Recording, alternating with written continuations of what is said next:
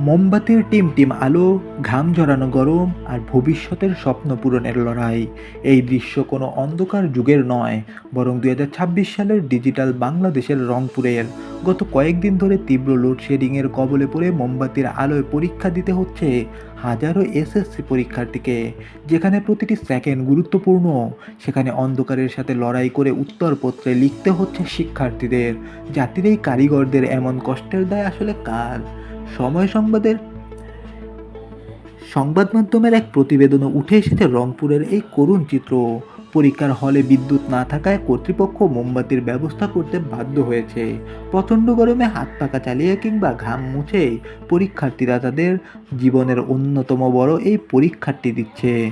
লোডশেডিংয়ের এই ভয়াবহ রূপ কেবল পরীক্ষা হল নয়, শিক্ষার্থীদের পড়াশোনার পরিবেশকেও চরমভাবে বাধাগ্রস্ত করছে। রাতের বেলা পড়াশোনা করা এখন যেন বিলাসিতা হয়ে দাঁড়িয়েছে। একদিকে উন্নয়নের জয়গান, অন্যদিকে পরীক্ষার হলে মোমবাতির আলো। এই বৈপরীত্য কি আমাদের মেনে নেওয়া উচিত? বিদ্যুৎ বিভাগের এই অব্যবস্থাপনা কি শিক্ষার্থীদের ভবিষ্যতের ওপর নেতিবাচক প্রভাব ফেলবে না? আপনার জেলায় লোডশেডিংয়ের অবস্থা কেমন? কমেন্টে আপনার মতামত জানান।